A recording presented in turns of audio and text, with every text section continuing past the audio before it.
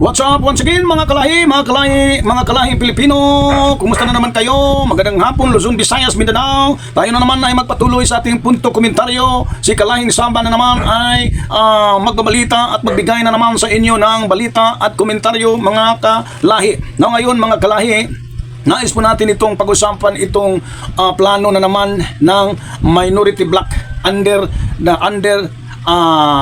ng Cayetano block, no? Ang mga Cayetano block, ito po ay talagang nakakonekta o ito po ay talagang block po talaga ito ng mga Duterte.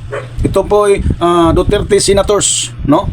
At saka mga kalahi, no, ito iwan natin kung gaano ba kakapal ang nakaharang sa kanila pong pang-uunawa, sa kanila pong isipan, sa kanila pong mga mata, no? Na hanggang ngayon gumagawa pa sila ng tinatawag na hearing dahil sa palagay nila ay hindi talaga nila kinikilala ang leadership under ni Sherwin Gatchalian. Ito po'y nakakahiya sa mga klaseng taong ito. At bakit ito mananatili diyan kung ganyan naman ay salungat, no? Gumagawa ka lang ng panggugulo. Isang pagkabahagi ang gagawin niyang plano na yan ng Cayetano block dahil mayroon daw silang arrangement bukas, no? June 16 na mayroon daw silang Blue Ribbon Committee hearing, no? Mayroon na naman daw silang pasabog, mayroon na naman daw 14 na mga ex-marines ang magbigay ng testimonya o bakaya ito po ay hearsays o tinatawag na pagchichismis o gumagawa na namang propaganda. Kaya mga kalahi, iwan ko mga kalahi kung ano talagang sasapitin sa ito pong sa atin pong sa Senado. Ito po ay nakakahiya dahil itong mga party na Cayetano, under ni Cayetano talaga ay talaga po silang gumagawa sila ng kanila pong mga gawain na hindi naman kinikilala sa eksekutibo, hindi naman kinikilala sa lahat ng mga Lodens, hindi naman kinikilala sa lahat ng mga expert talaga ng mga former justice, hindi naman kinikilala sa lower house, no? Diyan po sa kamara. Tapos gumagawa pa sila ng tinatawag hearing daw. Ito po ay nagpapakita na wala talagang respeto, walang galang talaga sa kasamahan nilang mga senador na nagiging mayorya or majority block under Gatchalian. Kaya mga kalahi, tayong mga Pilipino, no? Tayo po yung mga taxpayer po tayo, no? Tayo po yung mga na magbubuhis po tayo. At ang mga taong ito na nasa Senado ay atin pong pinasasahuran. Isa na po tayo dito na nagpapasahod sa kanila. Tumatanggap sila ng sahod. Hindi pa nga sila satisfied sa sahod na galing sa mga magbubuhis, no? Sangkot pa sila sa mga plunder, pagnanakaw.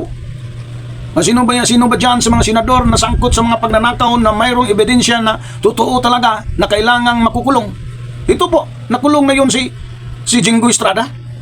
Na kumbaga siya po'y nagre-reklamo na kasi gusto siyang bumoto panahon sa impeachment trial na gagawin sa darating na hearing. Tapos may mga kasamahan niya dyan, magkakaibigan yon, kasama sila sa block, mga Duterte senators. Tapos sila naman ay sangkot talaga sa katiwalian, sangkot sa pagnanakaw sa pira ng bayan, pira ng mga magbubuhis, no?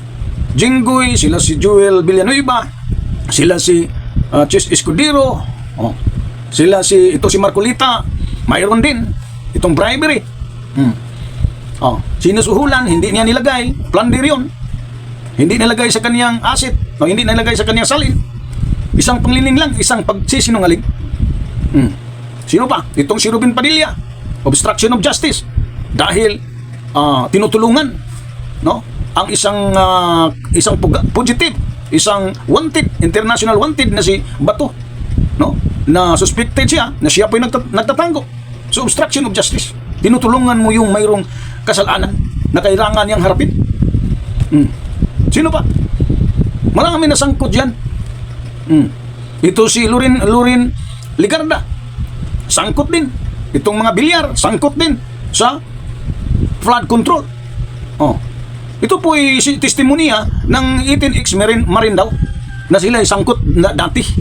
Nang sila po ay umanib na sa Cayetano Black, nagiging na sila, bumaliktad na sila, nag-traitor na sila. Mga bilyar at saka si Lurin ay nawawala na sa listahan sa mga binibigyan ng malita. Kaya mga kalahi, ito po'y malinaw talaga na ang mga sangkot sa katiwalian, mga senator na sangkot sa mga pagnanakaw ay nasa Duterte Black, not Duterte senators. Mga mga hindi magandang asal, hindi magandang karakter, hindi magagandang mga ugali, no? Tingnan mo mga kalahi. Kaya ikaw at ako, tayong mga Pilipino, kahit tayong mga kalahi, mga magbubuhis, taxpayer po tayo po'y may karapatan na i-abolish or atin pong dapat sana ito po'y mawala na sa Senado, itong mga klaseng senador na to, dahil nagsayang lang tayo sa pinapasahod natin sa kanila, no? Gumagawa na naman daw sila ng hearing bukas. Itong gagawin nila, ito po'y panggugulo. Walang galang talaga sa totoong senator ng bayan. Walang galang. Gagawa ka pa, hindi ka naman kinikilala. At saka, minoriya na kayo. Wala na kayong numbers. Huwag naman masyadong pakapalan sa mukha mga senador, no? Huwag naman, no? Sana may naman, hindi naman namin tawagin kayo na hindi na pwedeng, parang hindi dapat sa inyong tawagin kayo na yung ub-ub na sinasabi ng mga palamura. Hindi naman dapat kayong tawagin ganyan dahil mga lawyer kayo mga abogado kayo. So, alam nyo kung ano talaga ang karapat-dapat.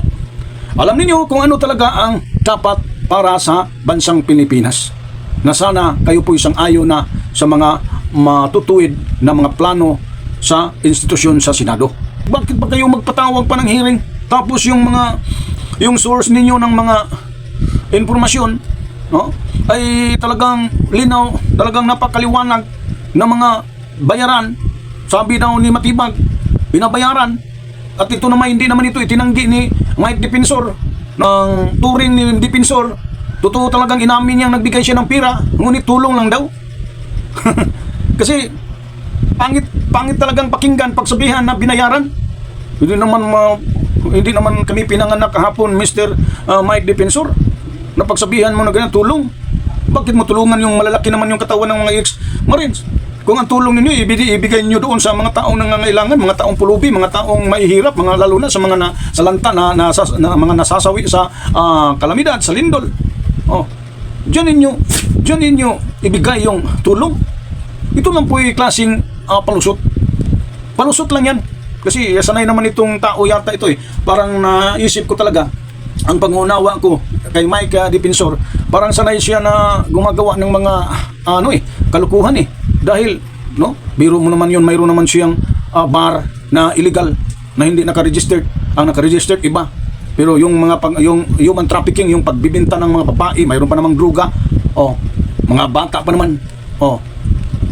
Yun, hindi wala yung license dahil bawal naman talaga yun. Talagang masabi natin na hindi ito taong kumbaga, hindi ito taong matuwid, hindi ito taong mabuti. Tapos maraming mga siya.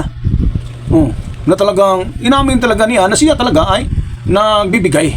Ito po'y palusot, klase sa palusot. Ito po yung klaseng pag-aamin niya ay palusot po ito na hindi ito binayaran. Ngunit kung palalawakin natin ang ating pag-iisip, talagang maunawaan natin na ito po hindi naman itutulong. Hindi naman yun mga taong grasa. No? Talagang ang hangad talaga ng kampong Mike Defensor, yung mga kampo nila, no? Ang hangad talaga nila na bayaran ito para magbigay ng mga statement, isang propaganda o paninira para masisira ang gobyerno ni PBBM. Yung talaga ang taong ito, yung talaga ang hangad nila Wala namang iba. No? Palawakin mo we have to broaden our mind kung ano talaga ang layunin or what is their objective para sa ginagawang pagbibigay daw ng pira sa mga ex-Marines. Ano yan? bibigay. Ngunit ang totoo yan, mayroon talagang price, mayroon talagang habulan sa presyo, no? Kumbaga kung ano ba malaki bang offer. Yung totoo talaga yung nasagap na balita, nasagap na sa investigasyon ng NBI ayon po ni Matibag. Kaya yung talaga huwag mo namang lukuhin ang taong bayan, may defensor. Tulong. Isang tulong lang daw. Yun ay klaseng palusot. Palusot lang yun eh. Tulong daw. Magkano bang tinutulong mo? Na ang balita na ang resulta sa investigasyon ng NBI ay hindi pa bayad ang tag 5 million each. Mayroon yatang partial tag 350, 750, ganyan. Di ba? Yun ang nangyari. Kaya yung hearing ng Blue Ribbon bukas daw, no? Malabo talaga at hindi na kapani-paniwala dahil palpak yung mga witnesses. Yung mga statement ng mga witnesses ay pumalpak, no? Yun talaga. Kaya abangan nyo bukas kung ano ba, dahil hindi naman ito Blue Ribbon Committee hearing dyan po sa Senado, outside Senate yun, outside Senate building yun. Wala silang karapatan na mag-hearing dyan sa Senado dahil hindi sila kinikilala ng mga staff dyan sa Senado na sila po'y magkakandak ng Blue Ribbon Committee hearing. Wala, hindi po sila kinikilala dahil hindi na po sila mayorya, no? Mayroon daw silang gagawing hearing mga kalahi sa labas. Iwan ko kung saang lugar yon. Parang yun, parang double gym. Basta yun. Basta outside. Iwan ko kung saan sila mag-hearing. Mayroon na naman yung mga media, yung mga paborito nilang media na Duterte na mga media. Itong SMNI, itong Net25. Yun naman talaga ang media ng mga DDS. Senators, ni Marcolita, Net25, SMNI, no? Para yon sa mga Duterte.